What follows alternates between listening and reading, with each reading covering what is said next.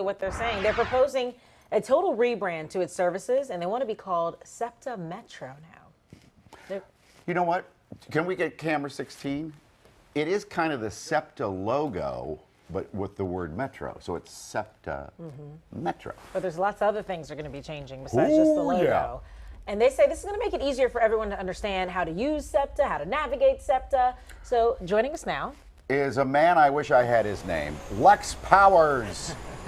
You probably heard that your whole life. Strategic Planning Manager with SEPTA. All right, thank you for being with us. Let's get right into it. What should we start? We want to. Well, first of all, why? Why the change? Why the upgrade? If it is an upgrade.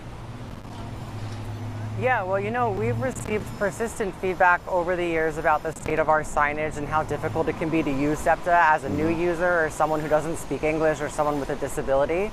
So, you know, we've really taken that to heart, and we're proposing this project so we can totally bring our signage, wayfinding, and communication systems into the 21st century and make them as accessible as possible.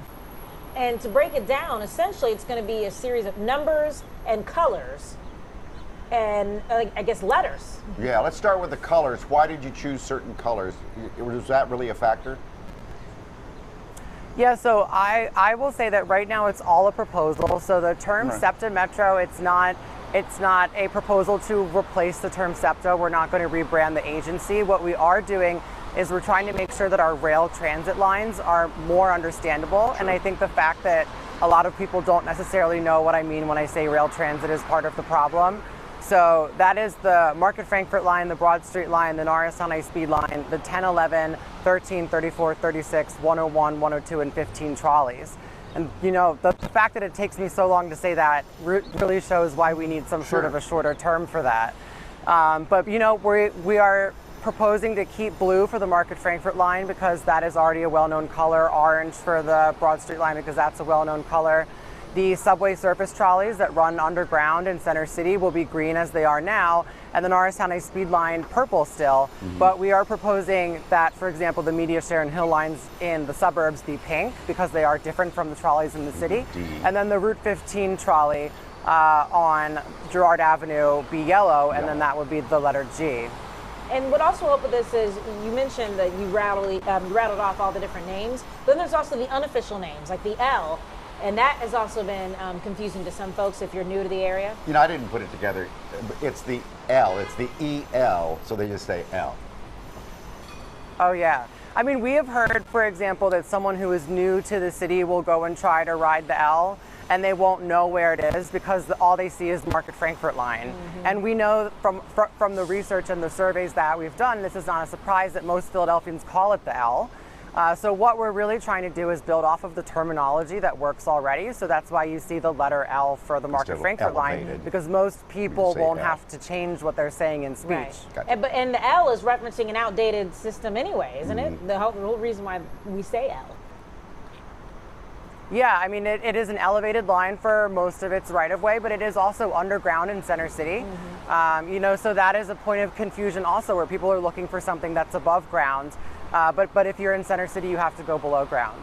Also, when it comes to the trolleys, that's probably going to be the biggest change. At least the L is something we're all familiar with and we call it that. But with the trolleys, that's going to be a big change, name-wise. Yeah, you know, our trolleys, I think, are some of the least appreciated pieces of our transit system. They are an amazing resource. There are so many people who don't know that they even run underground in Center City, for example. But their numbers, the 10, 11, 13, 34, 36, 101, 102, 15, all of that is a remnant of a streetcar system from a century ago.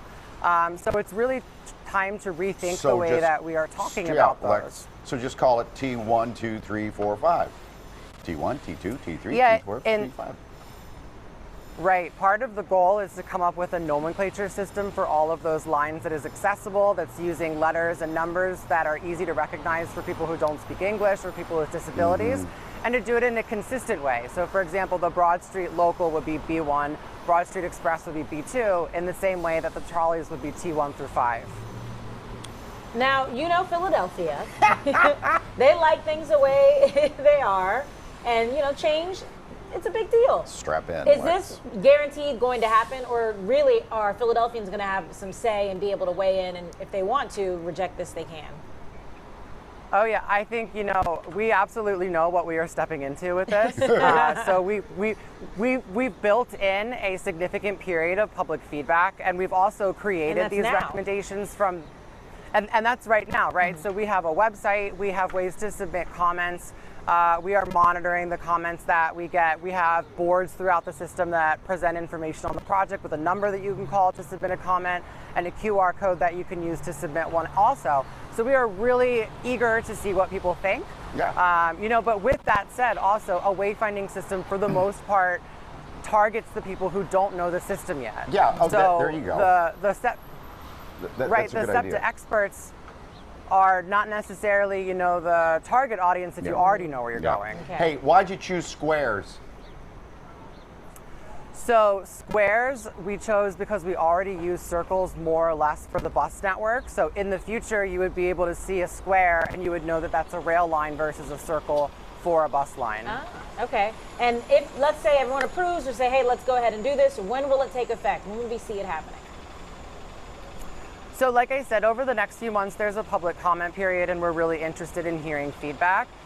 Once that period is over, we're going to go back to the drawing board and workshop those recommendations a little bit more before moving ahead with designing this new wayfinding and communication system in the form of signs, transit maps, audio announcements, website improvements, apps, etc. So that's probably why it's $40 million, because you got to change everything. Oh yeah. Signage and all that. Yeah. Mm-hmm. All right. Lex, I don't envy you for the next few hours and days. You're right, you have stepped in it, and that would be probably a big S in a square. And brown. Someone's got to do it. Yeah. Someone's got to do it. Okay. We'll probably check back with you. Mm-hmm. Maybe in a couple of months when the comment period's over. All right. You've heard about it. Sounds Let's good. vote on Thank it. you. What do you say? What do you Our what are Good your Day thoughts? unofficial poll that we're about to put up. That's right, yeah. Mm-hmm. So, what do you think of SEPTA's rebranding? Oh my God. We're going to put up a go vote in a second. And you have two options. No, don't change it. Or yes, I'm with it. Let's go. Okay. So we'll put that up soon. Fox29.com/go vote. We want to hear from you so we can already get a feel for this because it's some pretty big changes. All right.